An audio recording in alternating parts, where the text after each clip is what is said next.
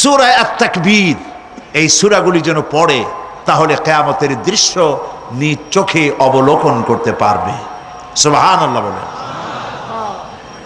পরকালীন জীবন সম্পর্কে কোরআন যেসব যুক্তি পেশ করেছে, তা হলো আল্লাহর এসব কিছুই বিচক্ষণতার বাইরে ছিল না, লক্ষ্যহীন এবং নিরর্থক নয়। আল্লাহ পাক বলছেন, আফাহাসিবতুম আন্নামা খালাকনাকুম আবাসা ওয়া আন্নাকুম ইলাইনা লা তুরজাউন। তোমরা কি ভেবেছো যে তোমাদেরকে সৃষ্টি করা হয়েছে খামোখা, আর তোমাদেরকে আমার কাছে ফিরে আসতে হবে না? এটাই কি মনে করেছো? আল্লাহ রাব্বুল আলামিন কোরআনে কারীমের অন্যত্র বলেন, আয়াহসাবুল ইনসানু আইয়ুতরাকা সুদা। মানুষ কি ভেবেছে যে তাদেরকে নিরর্থক আমি সৃষ্টি করেছি? মোটেই না। وَمَا خَلَقْنَا السَّمَاوَاتِ وَالْأَرْضَ وَمَا بَيْنَهُمَا لَاعِبِينَ। আল্লাহ পাক বলেন, এই আকাশ আর জমিন আর এর মধ্যবর্তী যা কিছু আমি সৃষ্টি করেছি, কোনোটাকে খেল তামাশার বিষয়বস্তু করে তৈরি করি নাই, নিরর্থক করে বানাই নাই। প্রত্যেকটি সৃষ্টির পেছনে বিচক্ষণতার দাবি হিসেবেই সৃষ্টি করা হয়েছে। বিরাট কারণ রয়েছে, খামোখা বানানো হয় নাই। এই পৃথিবীর একদিন শেষ হয়ে যাবে, এই বিশ্ব ব্যবস্থার একদিন পরিসমাপ্তি হয়ে যাবে। এই আকাশ থাকবে না, এই জমিন থাকবে না। বিশ্বাস করেন? আর যারা জবাব দিলেন না, বিশ্বাস করেন? এ আকাশ, এ জমিন, এ মানব গোষ্ঠী কিছুই থাকবে না, একদিন সব শেষ হয়ে যাবে। বিশ্ব ব্যবস্থার পরিসমাপ্তি কিভাবে ঘটবে? কোরআনে কারিমে আল্লাহ রাব্বুল আলামিন পরিষ্কার করে বলে দিচ্ছেন। লক্ষ্য করো কেমনে এই পৃথিবীকে ধ্বংস করা হবে। আল্লাহ পাক কোনো জিনিসকে গোপন রাখেন নাই, ওপেন সিক্রেট, সবগুলিকে খুলে খুলে আল্লাহ বয়ান করে দিয়েছেন। এই পৃথিবী আল্লাহ রাব্বুল আলামিন কেমনে ধ্বংস করবেন, কেমনে কিয়ামত হবে, বিশ্ব ব্যবস্থার পরিসমাপ্তি কেমনে হবে, আল্লাহ পাক কোরআনে কারিমে বলেন, ইযাস সামাউ ফাতারাত ওয়া ইযাল কাওয়াকিবু তাসারাত ওয়া ইযাল বিহারু ফুজ্জিরাত ওয়া ইযাল কুবুরু বু'সিরাত। ইযাস সামাউ ফাতারাত, আকাশসমূহ বিদীর্ণ হয়ে যাবে, দীর্ণ বিদীর্ণ হয়ে যাবে। কাতাইয়িস সিজিল্লি লিল কুতুব, কিতাবের পৃষ্ঠা যেমন একটার উপরে একটা পড়ে, শুনতেছেন কথা?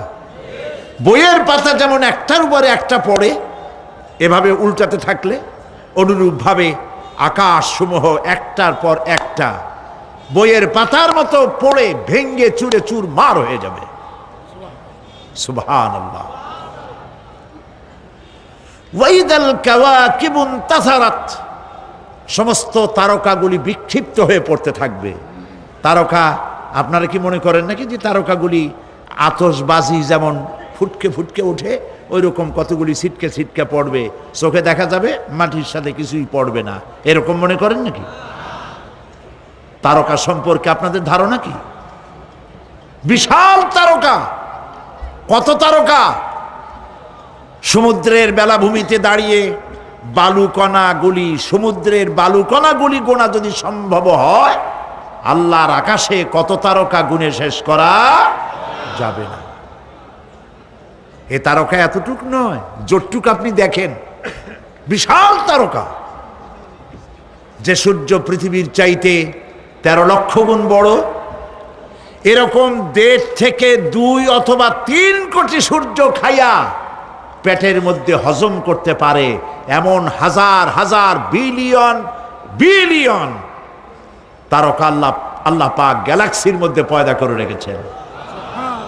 এগুলি যখন ছিটকা পড়তে থাকবে পৃথিবীর উপরে, ওয়াইদাল কাওয়াকিবুন তাসারাত, সমস্ত তারকাগুলি বিক্ষিপ্ত হয়ে পড়তে থাকবে। ওয়াইদাল বিহারু ফুজ্জিরাত, সমুদ্রগুলি দীর্ণ বিদীর্ণ হয়ে যাবে, সমুদ্রের পানিগুলি নিঃশেষিত হয়ে যাবে, তলদেশ ফেটে যাবে এবং তলদেশ থেকে অগ্নি উদ্গীরণ হতে থাকবে, সমুদ্রের তলদেশ থেকে। বিশ্বাস করেন এই মাটির মধ্যে আছে না আগুন? পাথর পোড়াইয়া আলকাত্রার মতো লাভা বানাই দিতে পারে এমন প্রচন্ড উত্তপ্ত আগুন রয়েছে মাটির ভেতরে।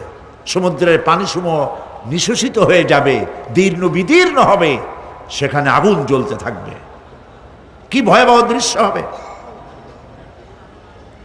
আর কবরের মধ্যে যা কিছু আছে কবরগুলি তা উদ্গীরণ করে দেবে।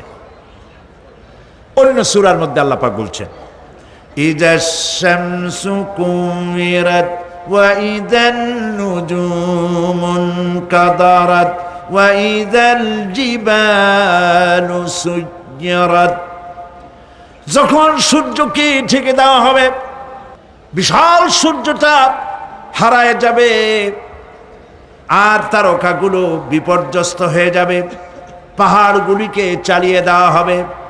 فإذا النجوم طمست وإذا السماء فرجت وإذا الجبال نسفت, যখন তারকা স্থিমিত হয়ে যাবে, তারকাগুলিতে কোনো আলো থাকবে না, আসমান বিদীর্ণ হবে, পাহাড় সমূহ উড়ে দেওয়া হবে।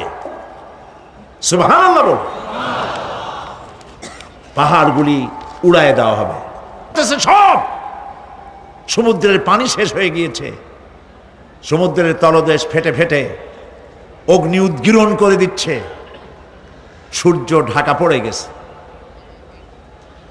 মহান আল্লাহ রাব্বুল আলামিন বলেন, শুধু সূর্য ঢাকা পড়বে না, মানুষেরা দেখতে পাবে ফাইদা বারিকাল বাসারু ওয়া খাসাফাল কমারু ওয়া জুমিআশ শামসু ওয়াল কমার, যখন চক্ষু বিস্ফারিত হবে, মানুষের চোখগুলি ছানা বড়া হয়ে যাবে। এই দৃশ্য দেখে চাঁদে আলো নাই, সূর্যতে আলো নাই, চাঁদ আর সূর্য দুটি একাকার হয়ে যাবে। আল্লাহ পাক বলছেন, ওয়া হুমিলাতিল আরদু ওয়াল জিবালু ফাদুক্কাতা দাক্কাতান ওয়াহিদা, জমিন আর পাহাড়গুলোকে এর মধ্যে সংঘর্ষ বাঁধিয়ে দেওয়া হবে, পাহাড়গুলি উঁচু করে মাটির উপরে আছাড় মারা হবে, একই আঘাতে পাহাড়গুলি চূর্ণ বিচূর্ণ হয়ে যাবে। সুবহানাল্লাহ। এই কথার মধ্যে কোনো ভুল আছে? কেবলমাত্র কাফের বেঈমান তাদের কলিজা এ কথা ভয়ের সৃষ্টি না করতে পারে। ইমানদারদের কলিজা ফেটে যাওয়ার কথা।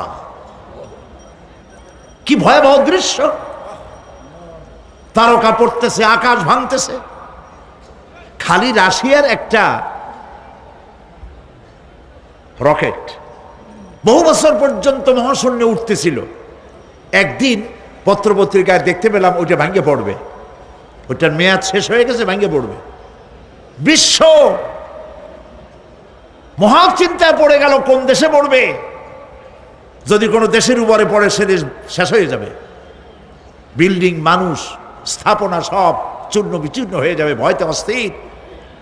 রাশিয়ার বিজ্ঞানীরা চেষ্টা করলো সেটাকে সরাইয়া কোনো জমিনে যাতে না পড়ে মহাসমুদ্রে ভালাবার জন্য চেষ্টা করতে লাগলো। মনে আছে ঘটনা আপনাদের? পত্রপত্রিকা যারা পড়ে মনে থাকারই কথা।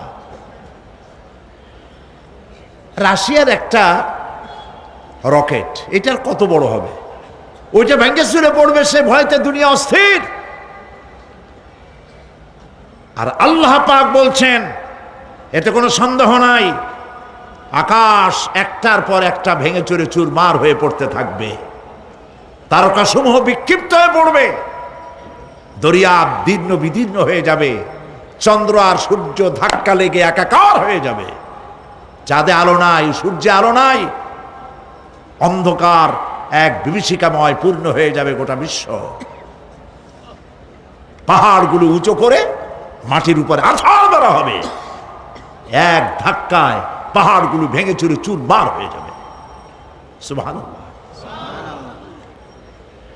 এই অবস্থা যখন, এই ভয়ঙ্কর পরিস্থিতি যারা লক্ষ্য করবে, আল্লাহ রাব্বুল আলামিন বলেন মানুষেরা ভয় অস্থির হয়ে দৌড়দৌড়ি আরম্ভ করবে। ইয়াকুলুল ইনসানু ইয়াউমাইদিন আইনাল মাফার। মানুষেরা পাগলের মতো শুধু দৌড়াদৌড়ি করবে আর বলবে পালাবো কোথায়, ভাগবো কোথায়, কোথায় যাব? আল্লাহ রাব্বুল আলামিন জবাবে বলেন কাল্লা লা ওয়াজারা ইলা রাব্বিকা ইয়াউমাইদিনিল মুস্তাকার। কখনই নয়, ভাগবার জায়গা নাই, পালাবার জায়গা নাই। আল্লাহ রাব্বুল আলামিনের আশ্রয় ছাড়া কোনো আশ্রয় নাই। এই বিভীষিকাময় দৃশ্য হয়ে যাবে, সব মরে যাবে, কেউ বাঁচবে না। মালাকুল মউতকে আল্লাহ পাক জিজ্ঞেস করবেন কে এখন বেঁচে আছে আর কারা বেঁচে আছে? তিনি বলবেন হযরত জিবরাইল, হযরত মিকাইল, হযরত ইসরাফিল। আল্লাহ পাক নির্দেশ করবেন এদের জান কবজ করো। ইসরাফিল, মিকাইল জান কবজ হবে। হযরত জিবরাইল আমিন শাদীদুল কুওয়া, প্রচন্ড ক্ষমতা আল্লাহ তাকে দান করেছেন। সুবহানাল্লাহ বলেন। দুনিয়ার সব নবীদের কাছে বাণী বহন করে নিয়ে আসছেন পূর্ণ অথেন্টিসিটির সাথে। সুবহানাল্লাহ। আল্লাহ পাক যাকে বলেছেন রূহুল আমিন। নবী করিম সাল্লাল্লাহু আলাইহি সাল্লামের মেরাজের রাত্রে যে কথা বলা হয়েছে ওয়ালাকাদ রাহু বিল উফুকিল মুবিন, পশ্চিম দিক বলয় তিনি যা দেখতে পেয়েছিলেন, তাফসীর বলছে হযরতে জিবরাইলের